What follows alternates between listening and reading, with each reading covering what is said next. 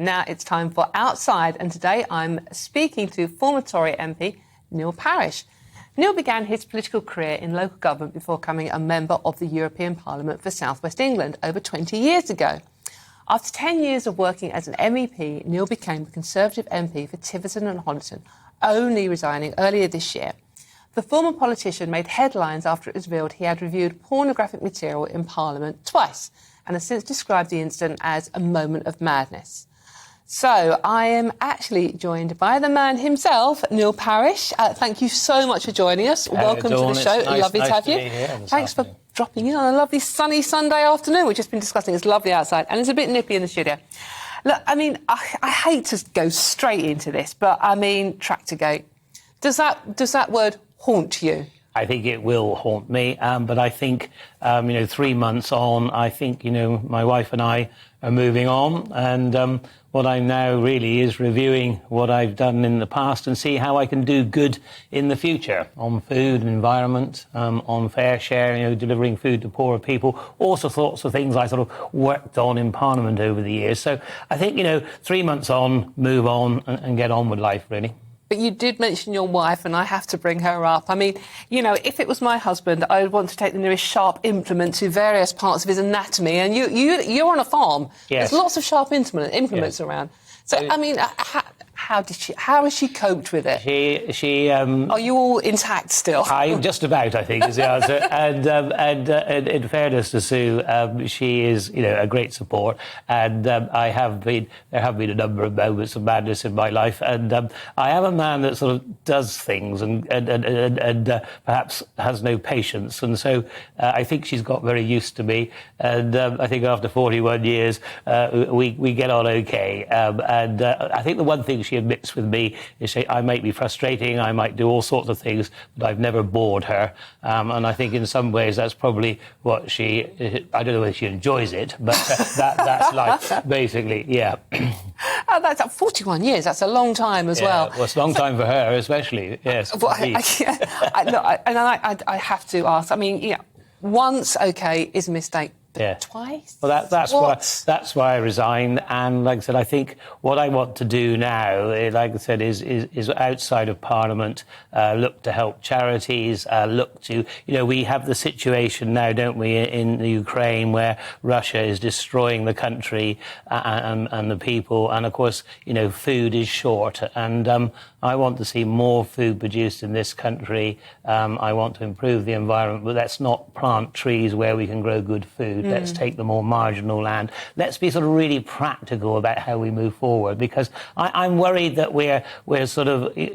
Environment is important, but if you've got no food, as you say, if you're hungry, there's only one problem you have, and that is you need food. Yes. And you see, we are a country that's relatively wealthy even now and can buy food, but many of those developing countries in Africa can't, and that's why I'm very keen on that. So how do you, in your former local constituency, how have people reacted to what has happened to you? I mean, obviously, you've turned it round. You are, you are working on very good things now. But what has the reaction been locally to you? I mean, I think they think I'm a very stupid man, but actually, because I was actually a very good constituency MP, worked very hard. And so, I mean, I've been to, both the Tiverton and the Mid-Devon show and the Honiton show just on Thursday. And, I mean, people are still bouncing up to me. We're still, putting the world's right. I do have a very good sense of humour. I have recovered that. Had gone for a while because of my stupidity and what I'd done. So I think, people, I think psychologically you've got to get it back out there.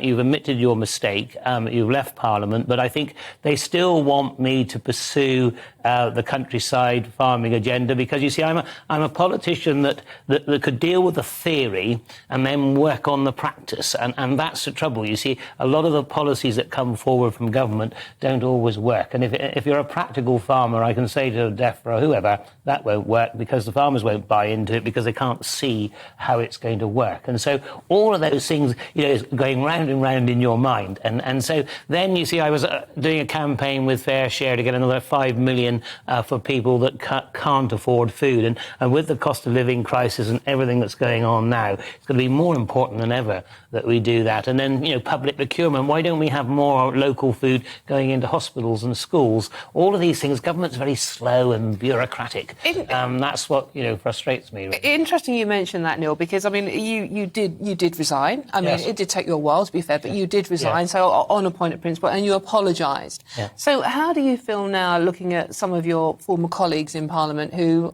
aren't exactly as pure as a driven snow, let's be honest here, the fact that they're still in their jobs? Do you think there is a lot of dead wood that needs to go? I think, it's for them they have got to come to that decision. I think there's too many of them, employ expensive lawyers to sort of try and keep them in place. And I think in the end, if you've made a mistake, it's probably better to own up to it and to leave and then to rebuild your life and hopefully try and do some good with the rest of your life. I think some of them will just sort of hang on in there. I'm not sure it'll do them a lot of good in the end, but of course in the end it's their decision, and it's for them to make that decision, and in the meantime, like I said, they're still there. But I'm trying to get on with it, because it's not about me at the end of the day. It's about what I can do good in the world hereafter. And I've got to sort of get over the fact that I may not have liked the way the party treated me or the whip's office or what have you. Get on with it, Parish, and get out there and do some more good, because, lots of people need help out there. Because I worked as 6 years I was chair of the select committee. You work across party. I used to hold the ministers to account. I don't think that helped me sometimes when needing help from them, because I was a very strong scrutineer. If we needed Labour to pick vegetables, well, where Home Office Minister is the Labour? We've set up a task force. Well, you've ignored your task force. Why did you ignore your task force? That's what it's there for. And so those sorts of things, you need to get in there and make things happen. I suppose that's my problem in some ways, is that, you were in the middle of it all, made a terrible mistake, you leave, which was the right thing to do, but you were sort of halfway. We were doing an inquiry into the welfare of farmers and all of those things, and actually the community farm network they actually rang me up through all these troubles, and actually were very good to give me advice when you were at a very low moment. So farmers are very isolated, very often financial difficulties, rural population. That's partly one of the reasons I went into politics in the first place, was because farming was great, but you need people, and I like people, and I enjoy people, and I'll enjoy talking to you this afternoon. And I think what GBNews is a rural slot, and I might know a man that could do it for you, but being very cheeky. But I'm sure you can. That I think is where I hope that I can not only sort of do good, perhaps on charity side, but also, don't forget, over 6 years, you can imagine the number of people I've interviewed and asked questions of, and when they don't necessarily want to give you the answers, I sort of press them. And also, if you're a panel of people, you make sure that all the witnesses are giving you answers and that they're not isolated. And so all those sorts of things, I just feel that I need to use that to good, really. Yeah, and because people are very disparaging of politicians at the moment, often yes. with good reason. But, your physical and mental health after what you've been through, how has it affected you? My physical health is probably better because I'm combine harvesting. I'm doing more practical work. I've lost weight, but as I said in one interview, I wouldn't recommend this way of losing weight. It's a bit drastic. It's a bit drastic, but physically I'm feeling okay, and mentally I'm feeling a lot better. Sometimes you wake up in the morning and say, "What a stupid man you've been," and sometimes you sort of wake up and think it hasn't happened. But less of that's happening now, and I think it's like I said. said, I've got to get over, it's not about me, it's about what I can do and what I can do good. And, you know, I've got a delightful wife who is very supportive, got a good family. I've got both son and daughter give me good advice. So, you know, they gave me the advice on to resign in the first place and all of those things. So, you know, I think we pull together as a family and let's get on with it, isn't it, really? Your daughter and your son gave you good advice to resign. Do you think they would give that advice to Boris Johnson at the moment as well? Well, I think certainly my son would, because I got a son who is a sort of middle of the road conservative. I've got a daughter who is a Jeremy Corbyn supporter. So that's an interesting household mix. Yes. So we have some great conversations with Harriet, you know, and I tease her a lot because her house has gone up in Bristol, and I said, well, you're a champagne socialist, so, you know, but your capitalist system has done you well.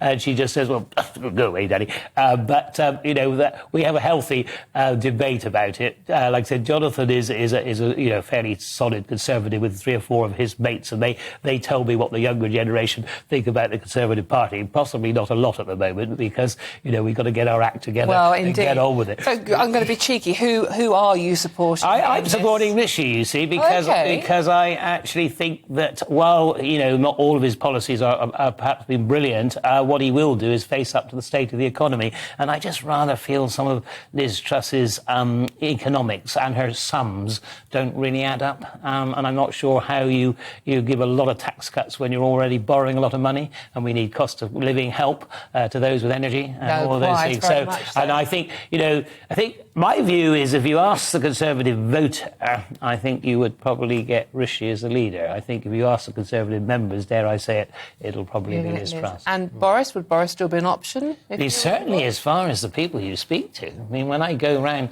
the show, when I went to a party locally for a friend who's a butcher, why did you get rid of Boris then, you know? And you get a lot of that. Now, there are reasons, because Boris was very good with the big picture, but of course did have a little bit of a problem with a few porky pies, really. And the trouble is... You resigned on a point of principle, so surely Boris should do the same thing. Yeah, but I mean, Boris, you know, bounces about, and he is Boris. And the trouble is, I don't think he sort of sees things in the same light. And so, therefore, as far as he was concerned, as long as he dealt with the big picture, everything else didn't really matter. But the trouble was, you see, over the parties, had he admitted them in the first place and held up his hands, I think he'd be still there now. Yes. But he does sort of fabricate things, doesn't he? And then he gets them. And see, over the Pincher thing, it was a complete microcosm of the whole thing again. And then, Which was the final straw, wasn't it? Was the final straw. And, of course, I didn't help him much by the fact that the by-election had also gone. You know, I plead guilty for resigning. I don't plead guilty to the result, because I think that had a lot to do with the Prime Minister himself at the time and what was going on. But, Would you like to go back, Neil? We'll have to wait and see, won't we? And I think, you know, I think what I need to do is like I said, do some real good for society, and see where we are, and see how I feel, and see how people are reacting to me closer to the election. Because, I mean, I was tempted to stand as an independent immediately, but that would have been far too soon. Yeah. And so, and of course, you know, as Harold Wilson said, and I found 5 days in politics a very long time, let alone a week. So, you know, it's where will we be in a couple of years' time? What will the situation be? And is there a role then for an independent? We'll have to see. Well, interesting. And one final question, and I have to ask this question. Did you buy the tractor? No, I bought a truck instead.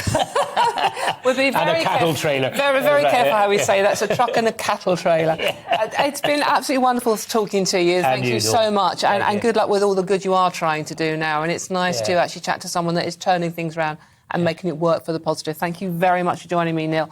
Very good to have you in today.